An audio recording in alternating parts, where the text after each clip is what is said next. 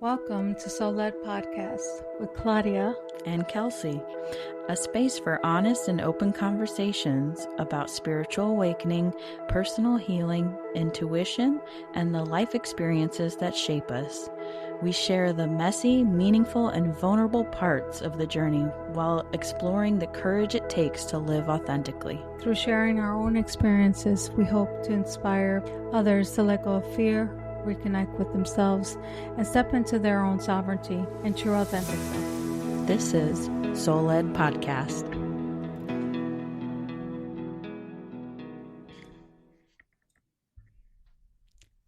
Until you make the unconscious conscious, it will direct your life and you will call it fate. This is one quote from Carl Jung. Yeah, Carl Jung is an author who has passed on, but he wrote a lot about the unconscious self. Yes. And one big thing that he talked about over the years was the shadow self. And what that represents in different aspects in our waking life. Yeah. So what is the shadow self? What is that part of us? That tends to be the part of ourselves that we tend to hide, reject, suppress, just deem as unacceptable in society. And it generally starts when we learn those basic needs as children. We learn how to be, how to act, how to communicate in the world with loved ones and our families. Everything we learn from birth to 5 pretty much is what we are surrounded by. And we're essentially told this is how the world works. Yeah. This is how you are supposed to act. This is how you're supposed to react. And when you're little, you don't know right from wrong, yes from no. And that's when... if one thing's good or bad. Yeah, when influence come in and say, no, you're not supposed to do that. No, you're not supposed to cry.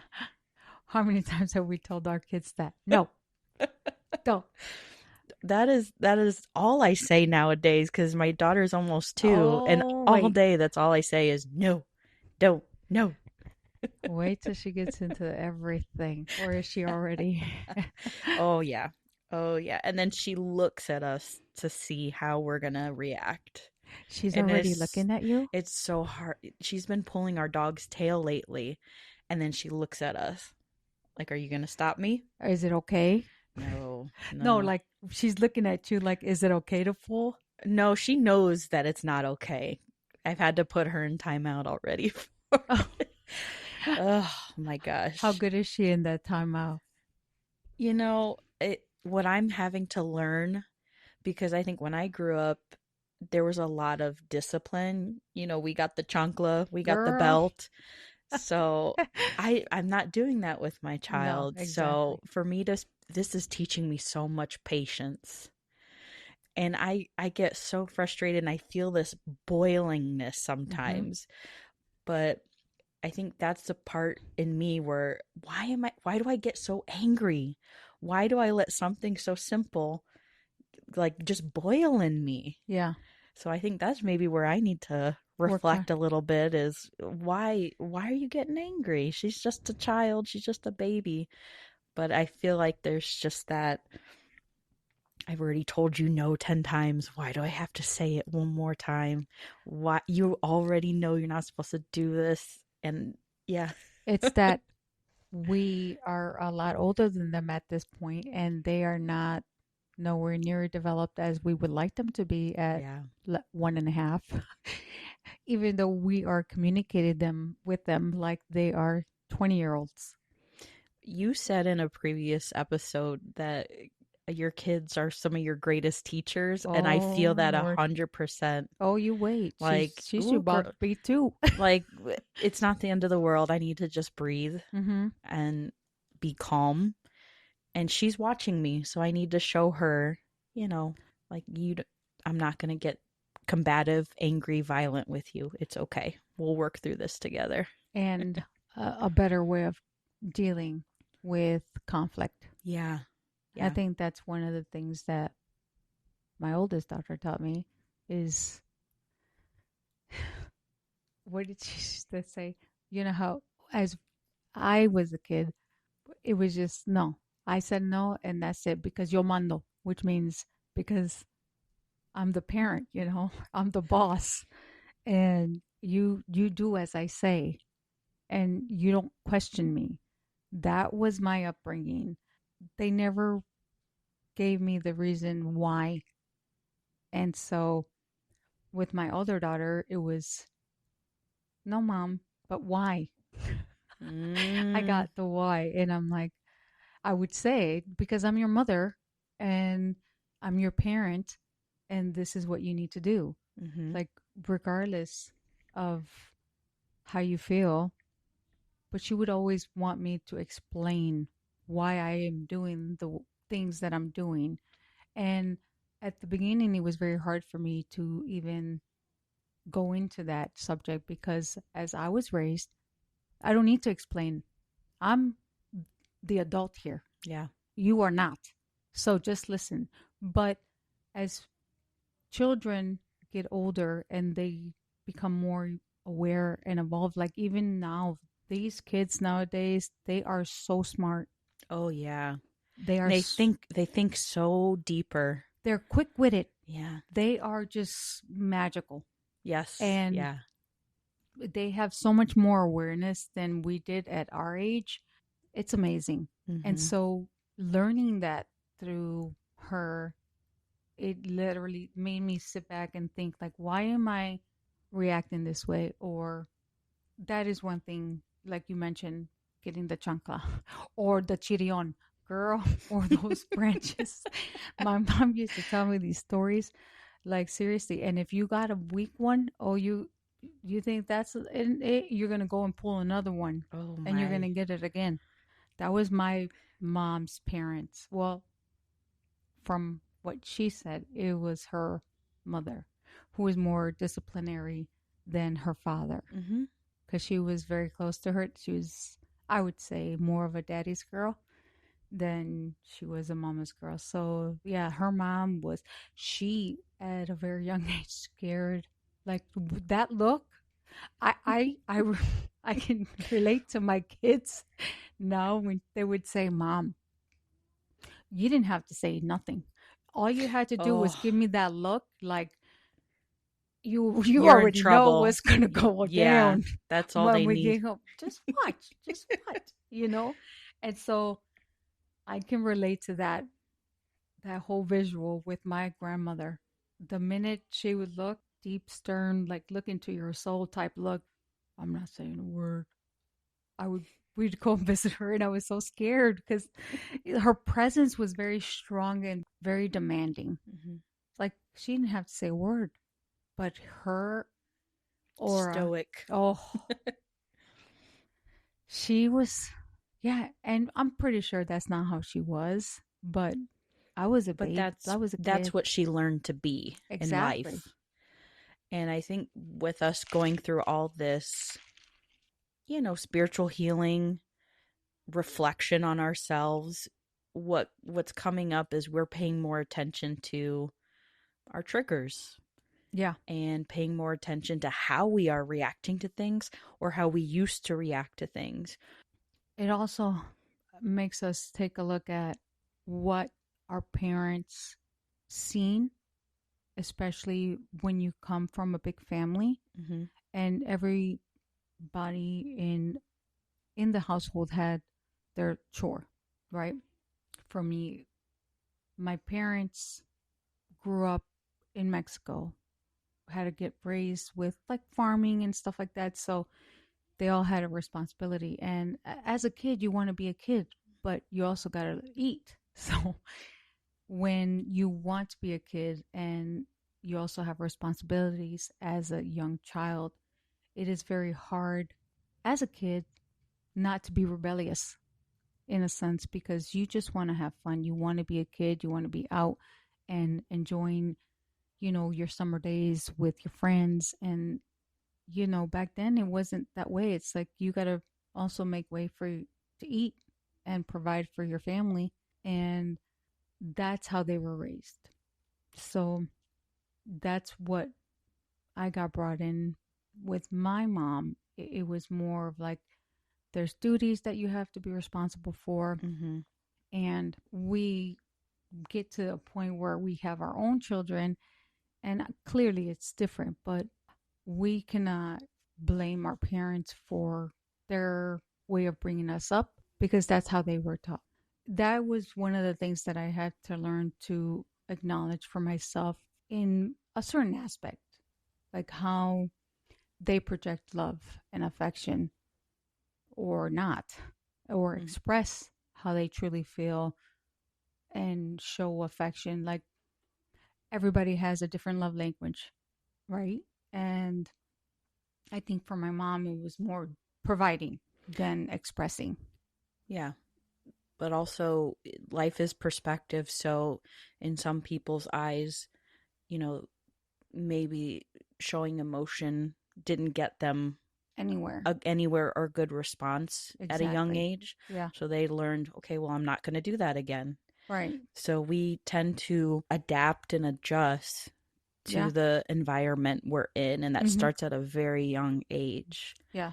and can turn into, as we grow up, into some very strong habits and behaviors. That we unconsciously do not realize that we're doing. Yeah. So it really takes a long time, or just to even acknowledge those aspects of yourself that you realize that, hey, it was a trigger. Like, why did I react this way? Yeah. And the way of being, or what was acceptable and what wasn't.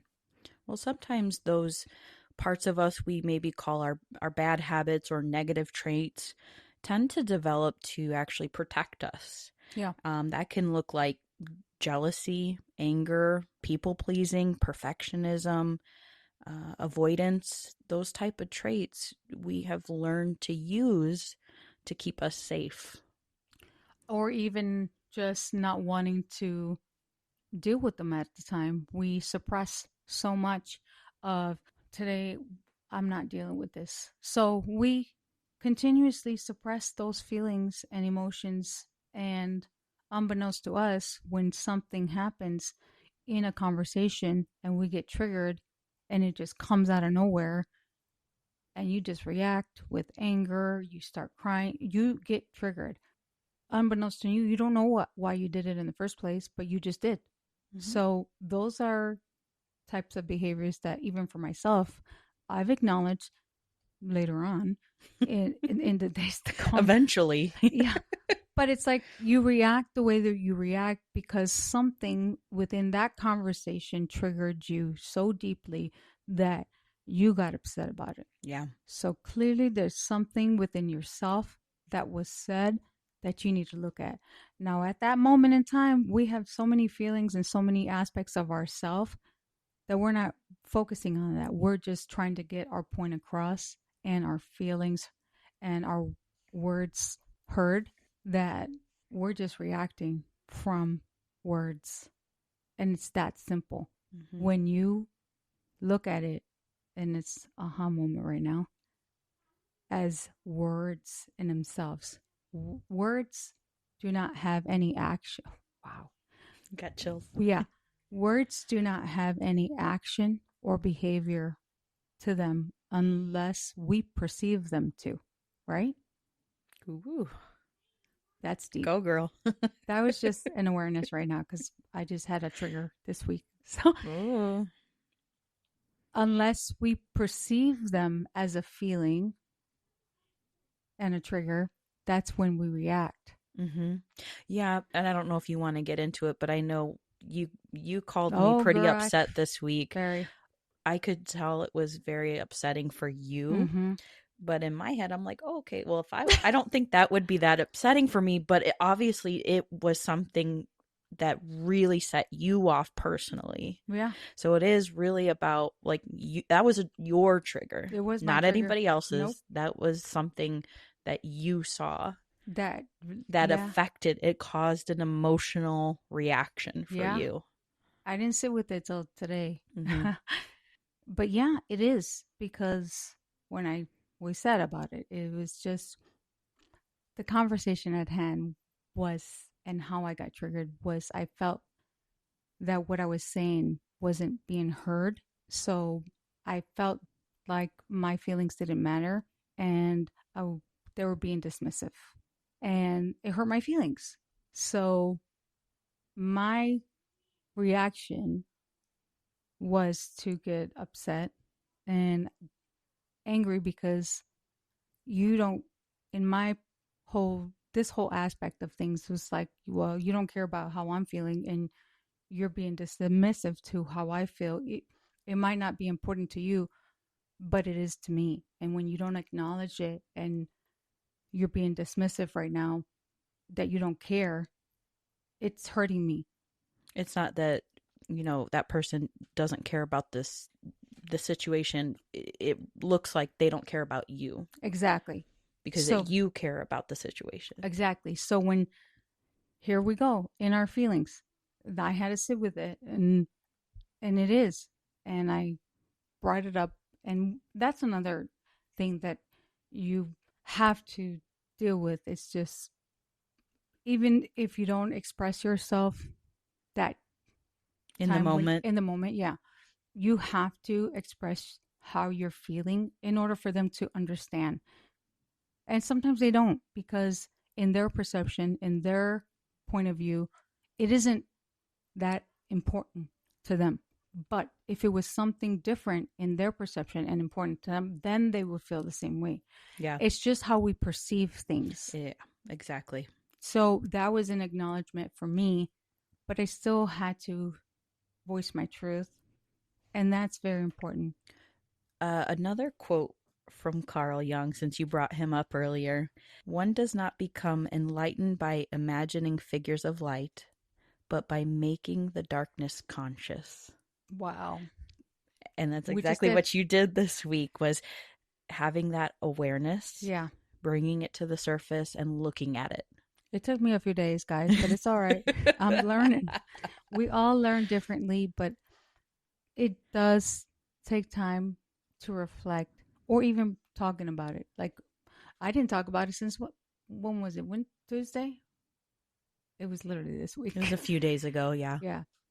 So sitting with it with you and just bringing it up, it's just like, well, like they say, things that are when someone speaks and the words that they say are triggering you, you might not be at that time to take a look at it right then and there. But if something is triggering you at that time, you have to sit back and see why is it triggering you because Ask there's yourself, something, yeah, yeah, deeper why? within yourself Yeah. that's triggering you because they're just speaking. Mm-hmm. No emotion, Mm-hmm. no correlation, but something in those conversations were very triggering. So it's almost like self reflecting, and we're being mirrors in that aspect. Like, what are they saying that or reflecting upon you that you are being triggered by? Because it isn't them. Yeah. The beauty of that self awareness and that self reflection is that it creates this freedom of choice. Yeah. Do I want to react how I normally react? Do I want to take a different route? Do I want to heal this part of Yeah. me? Because obviously there's something attached to the trigger, Mm-hmm. attached to my emotion. Yeah. So that's the beauty of having that self awareness and opening up to your, Conversation. Yeah. yeah, what you're feeling, Mm-hmm. is it allows that freedom Yeah. to choose a different expression or choose a different choice. Yeah. Or learning how to just be aware of it when it hits you. And sometimes you can't because when your emotion takes over you at the moment, there's not just one, there's a multitude of emotions going on at the same time. And one would wish we can get to that point of the minute somebody talks to us that we can be like, oh, this is interesting. I was going to react, but I'm not choosing to because of X, Y, and Z. It's very hard. This is where we learn for all of us to self reflect about the triggers that we have on a day to day basis. Mm-hmm. And when we are not conscious of that aspect of ourselves, here's another cycle. Here's another trigger. And it might not be from the same person. It can Mhm. be from your neighbor or Mhm. someone in the streets, and it's constant. Well, I was just telling you earlier how I have felt, and not on a daily basis, but like within the last couple years, I felt like I've had a lot of people enter my life that are very outgoing and talkative, Outspoken. outspoken, outgoing, Yeah. chatty, good at expressing themselves, good at being, I'm going to say their authentic self. Yeah. And it's been very, I don't want to say triggering. I just want to say it's made me reflect inward more Mm-hmm. because, Self-aware. yeah, I feel like that's me on the inside, Mm-hmm. but I have this, I don't know, something in me that holds me back from Speaking. speaking, acting, doing. Yeah.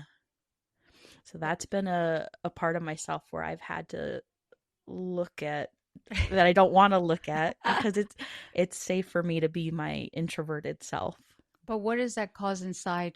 What does keeping it inside yourself emotionally, physically trigger within the body? Emotions and Well, triggers, when we suppress them, it okay? starts to, it starts for me, it starts to cause that self-judgment Mm. and shame, and I Criticism. that's the word I was getting to, yeah. That you should have, you could have, Well, you like should have said this. Well, why didn't you? It's like, damn, I should have said, I should have said what I wanted to say. that's But the word I wanted to say. That's how I yeah, feel though. Like I'm like, why didn't yes. you just say it? I get that so much. Like it's, and we talked about being air signs. I'm so much in my thoughts, Mm-hmm. but I'm not good at Expressing. expressing those thoughts because I judge myself, and well, you're gonna sound like an idiot if you say that, or No, you're gonna say it the wrong way, or that's not how, that doesn't fit who this cares? conversation. Who I cares? exactly, that's You're, me. That's I'm, put me we're putting the working on it. pressure on See, myself. Yep. Yeah. listen, I sound crazy all the damn time. I don't care. But I feel like I've been put in Yeah. more situations or developed more relationships with people where Mm-hmm. it's making me have to work on it. Yeah. But yeah, like you were saying, having that awareness, now I can't stop seeing it. Because it's coming out of the woodworks. Yeah. And I think too, though, even though when it comes out, even for me, it it never comes out pretty. Let's be real. Like when you get triggered, it's the whole shadow aspects of self. You get angry, you scream, you're hurt, you're yelling. So it does not look pretty Mm-hmm. until you work on those aspects of self, and then you can relate and understand why they're coming up, because unconsciously we're unaware of these at the time. But we also have to respect that we're not meant to be perfect. No, we're not. Right? Yeah. We have to love ourselves for the dark and the light, the Yeah. good and the bad, the wholeness of ourselves. And it's okay. We're not trying to aim for perfection here. Oh no, we wouldn't be here if we were. Here we go with the lessons of the world. I'm gonna throw one more Carl Jung quote at you because it Yes. fits here so well. There is no light without shadow, and there is no psychic wholeness without imperfection. And we are all perfectly imperfect Imperfect. human Yeah. beings. And we have to learn to love, embrace, and be compassionate towards the perceptions of our not so beautiful aspects of self, because that's what makes us whole. And until we learn to work through those aspects, you have no realizations of so many of our shadow aspects that we all can relate to. So many commonalities with a lot of people when it Mm-hmm. comes to the shadow aspects of ourselves where Yeah, we you're not get, alone. no, Yeah. you're not. And I think the more we are open and expressive in a loving and compassionate way, it's going to take time because, honey, it I'm still working on that being loving and compassionate because my husband, I love you, but Uh-oh. like I said, he's my, what did I say? My soulmate, He's your my twin freaking flame, twin flame, and God knows what my pain in the your karmic. I love you, but you're making me learn right now. Yeah. It's one aspect I can see, and it is. It's all about expressing your true feelings to one another in a calm, loving, compassionate way, and it takes time. Like it took me once it happened, it took me 3 days to actually have that conversation Yeah. with him, and again, we have to sit with it. We have to reflect. And just now, it's why did it trigger me? Why was I so triggered by something so simple? Well, I can say in that moment, I felt like I wasn't being heard. My feelings and my words were being dismissive. And that internalized within myself like him not caring, even though that is not the truth. It was my truth at the time. You see how that works? It's just like Mm-hmm. we create these feelings unconsciously and we get triggered all the time. All the time. Yeah. And until we learn to sit with those aspects, and I'm not saying to, I mean, this happens all the time. Yeah, I was gonna say even if you get over one, Oh, there's girl, always gonna be hurdles down the road. It never We never stop going learning. through the lessons and learning. Yeah. Yeah. So it is for me a great acknowledgement for myself of like sitting back and reflecting, acknowledging why did I get hurt in the first place, but also having that realization of expressing myself truthfully and actually being heard in a normal conversation versus being angry initially and reacting. When you sit with things and you can have a normal conversation, it's very different, and the outcome is very different when you are able to communicate calmly versus being upset and trying to have that conversation at the same time because we, you trigger each other, Mm-hmm. right? And it doesn't go anywhere. Believe me. It's like we got to sit with it all the time. And now just learning to communicate in that loving and compassionate way. It's going to take some time. I'm telling you right now because we all have those aspects of self that we have to learn and grow and heal from first. Yeah. Well, even with us talking about this week, you had to open up, you had to crack open a little bit Yeah. to talk about it, Yeah. and that can be hard. We have to show compassion for ourselves though too, Yeah. because cracking open our shell can be difficult. Very. Especially when you were born and raised not to, Yeah. to self express, Mm-hmm. to talk about these things. Oh, here we go, starting all over again. Like, seriously, that was very hard. Even now, sometimes, well, not now, but that was one thing my kids taught me expressing that loving and compassionate way. Whereas when I was raised, it was more of doing, like providing for them. Through action. Yeah, through Yeah, action. versus actually saying it. Yeah. Yeah. So, yes, my kids taught me all kinds of stuff. Or even when I hang up on the phone, they'll be like, okay, mom, bye, I love you. And I didn't even think of it. See, unconsciously, I wouldn't say, I'd be like, okay, bye. They were like, no, mom, I said I love you. Oh. And I'm like, I love you too. Like, you should know this, but it's like hearing that from myself to them making me self aware of like, Mm-hmm. mom, you don't say it much.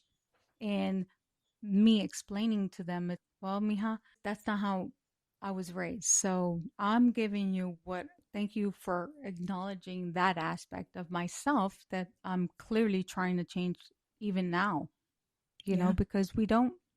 look at it that way. To us, it's normal. Mm-hmm. And obviously, to our children, it is not. Yeah. It's like, no, the mom, that's not normal. It's okay to say you love me. And it's like, but you should know that I love you. But it's different when it's spoken, They're you showing know? you a different way to look at it. Exactly. Yeah. So yeah, it took us some years But even for them, with them showing you, you then in return have to be open to receiving looking it. at it. Yeah. Yeah. See, we all learn, even Yeah. from our kids.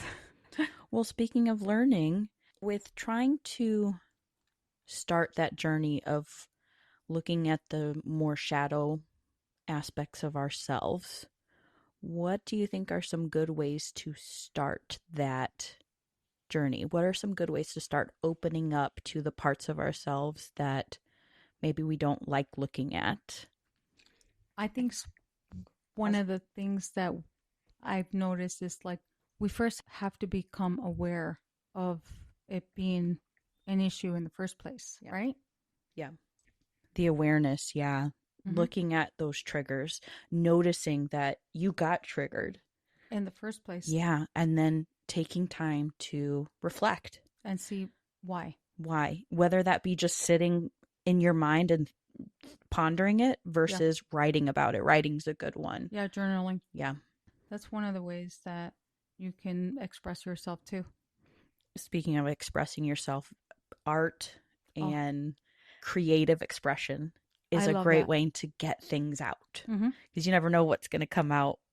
And you start like us. We start with creating something, and then it turns out something totally different. Yeah, you don't know where it's going to take you. So Yeah, sometimes having a creative expression can take you on a journey in itself. Yeah. it's really good work, especially when we're painting. Yeah. Oh, yeah. I love painting. One thing that I'm working on right now too is dream reflection.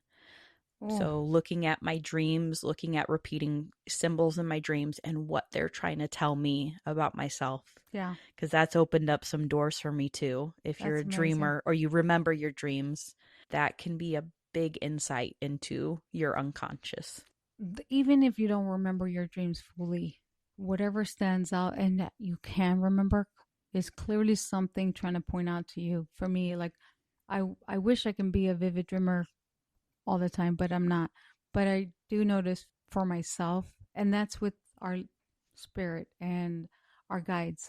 When we have those dreams, and that's their way of communicating too, I say, whatever you remember, if you can take a look at those aspects of what it all means, whatever, because there's a slew of things that comes up, but whatever resonates with you, that's part of your unconscious being conscious when you start digging in a little deeper. Yeah, that's looking at those things that in a sense trigger you or they Mm-hmm. stand out to you or you make note of it. Like I can't stop thinking about that bunny I dreamt about. Mm-hmm. Like, why is that stuck in my head? Right. We dream for hours on hours, and it's like, oh, the only thing I remember last night was I got in a car accident. That's the only thing I can remember. Okay, look at that aspect Yeah, because it stuck with you for a reason. exactly. Yeah. So that's very important. Well, before we get into our card reading for today, I just want to leave us with a reflection. What parts of yourself have you judged the harshest? What if the parts of yourself that you don't like aren't asking to be hidden, but simply to be understood? Girl, that's us. Air signs. Always being misunderstood. So today we are pulling from The Wild Unknown Archetypes by Kim Krantz. And when you open the deck, inside of it has two hands kind of reflecting palms. And on one end, in a circle, it says, accept all, reject none.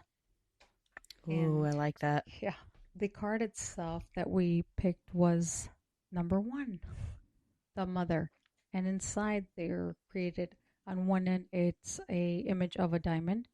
On the other side of the actual card, it has a pearl surrounded by beds of what's inside the pearl, I'm perceiving, or kind of almost reminds me of hands, doesn't it? That's what I was gonna Yeah, say. It like looks like hands hands holding a coupled. pearl. Yeah. Yeah. And then around that is an imagery of, or wrapped around snake, and then it's in its nest.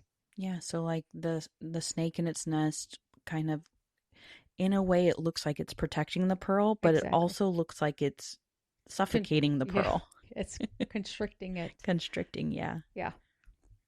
But around it, it does have those dark on the lower part of the, it looks like the night sky, and then it comes into like a light blue ocean, and then kind of looks like the earth around it, right? Yeah, it does. Like a little image of the planet Earth. Yeah. Yeah. Okay. In yours it looks like that. On mine it's just lighter on the top and darker Right. on the bottom. Okay. So what is the number one, the mother? The mother, the great mother, the feminine, the source. We begin our archetypal story with the mother's love. Through her sensual, fertile, and life giving energy, all creation takes form. Regardless of our birth story, each of our hearts beats for the first time in the warm womb of the mother, where she offered resources from her body for the building of our own. Yet her tale is not so simple. As the mother, especially on the earthly plane, contains both light and dark aspects of the feminine. Ooh, I like that. Light and dark. With the best of intentions, the mother wraps her loving arms around her creations and begins to grip what she meant to set free. The mother both nurtures and prohibits growth. She gives, yet clings. She creates, yet restricts. Wow. Amid, That's deep. yeah, that yin and yang, that balance of light and dark, like we were talking about today. Yeah. We need it all. Amid this complex energy, the mother holds the key to the eternal challenge of love. When in light, the mother is glowing, generative, creative, nurturing. When in dark, dim, exhausted, controlling, limiting. It suggests, if you want to go deeper, to read the book Tao Te Ching, Yeah. Chapter 1, and imagine the mother of the 10,000 things. I'm not familiar with that book, though. Me neither. Gives a few other notes. It says, notice how the mother archetype is expressed in nature. This is perhaps the most balanced and benevolent form of the mother's grace. The mother is part of the trifecta maiden mother crone. Because of the relationship between them, take special note when these cards appear. So it's the three aspects of one, the maiden, the mother, and the crone. So our teenage years, then mother, and then the crone is like your grandmother. Yeah. It's like the elders. The crone is considered like the elder. Yeah. I've never looked at it like that. I've Yeah. seen it more as like in my head, it's like a triangle, but Yeah. I never thought of it in a progression sense, Yeah. which is obvious, but But look, we're kids, we grow up, we yeah. become adults, we become, some of us become parents, and then we get older and wise. I love this recurring thing of a balance, though. Yeah. And I think that's important too with talking about our shadow self, things that we hide, is we can't always be in the light all the time. Oh, no, So we have to honor every side of ourselves. absolutely. Yeah. Because that's what makes us us. Yeah. Yeah. So it's okay to take time to reflect, and we all have the shadow aspects of ourselves. We all have triggers, and it is okay, but we have to learn to work through them. It doesn't matter. Tell you what, doing this podcast has made me Oh, look at girl. myself a lot different too.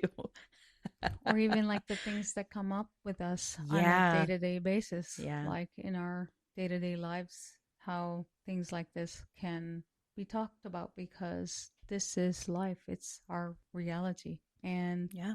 learning to talk about these things is very healing And it also helps us become very aware of our own things that we need to work on and reflect. Also, when we work on parts of ourselves, Mm-hmm. that is not only healing things for us, but Yes, we are then healing generations, breaking cycles, breaking patterns, and absolutely. freeing not only ourselves, but our ancestors from a lot of the things they never got through. Exactly.